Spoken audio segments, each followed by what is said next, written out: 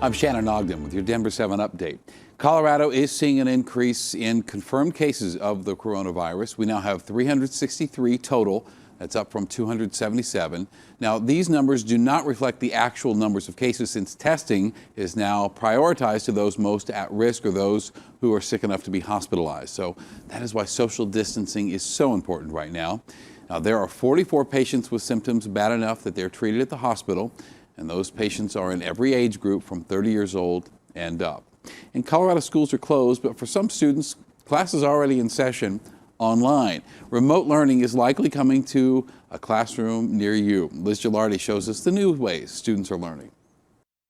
Over here, there's all their tote bins. We know what a real classroom looks like, but what about a virtual classroom? We're having to get very creative on how to recreate our classroom environment at home. Sydney Slivka is a 5th grade teacher for Jeffco Public Schools. This week, she started teaching her students online, posting assignments on the internet and answering questions using a video chat, like the same way she talked with us. I have to try to figure out how what I normally do every day can be put into a Google Doc, or how I can record myself doing something. I try to also preemptively think, what questions are my students going to have?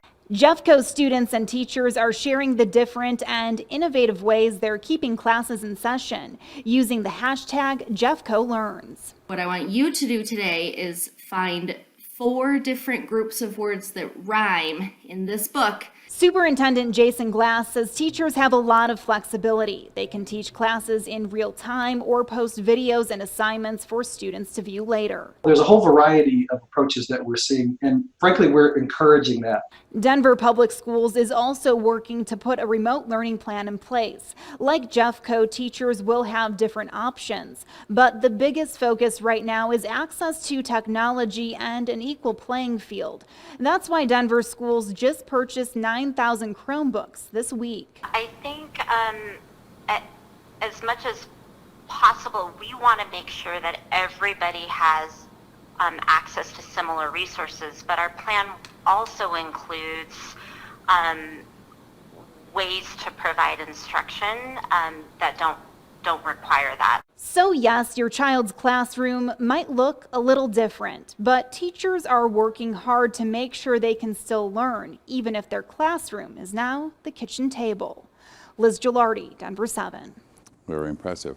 And a crisis like this requires rolling with the punches. And that really is what we're seeing in Boulder tonight. In just a few days, the city has put together a homeless shelter for people showing symptoms.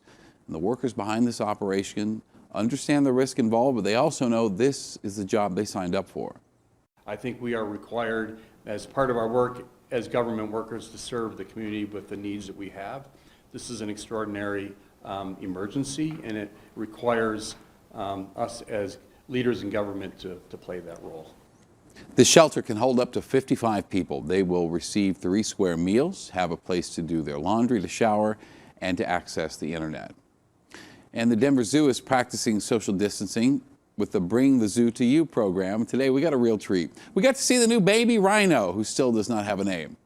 And the zoo launched the naming contest. You can cast your votes for one of 3 names: Tali, Juna, or Pemba. Log on to the zoo's website to cast your vote, and you can make a donation to rhino conservation efforts. Well, there's free admission at national parks during the outbreak, but the mayor of Estes Park wants the government to shut it down. The mayor sent a letter to the Interior Department to request the immediate closure of Rocky Mountain National Park. He says with the closure of ski areas during spring break time, visitations in his town, which is near the park, are up, putting people in Estes Park at risk. From your First Alert Weather Center, let's take a look at this forecast. Well, it's not great this weekend, but it's not what we have seen. It's definitely going to warm up a little bit and much, much, much drier. Thank you for watching this Denver 7 update. Everything's going to be okay. Make sure to download the Denver 7 app for your smartphone. You get breaking news and alerts around the clock. I'm Shannon Ogden.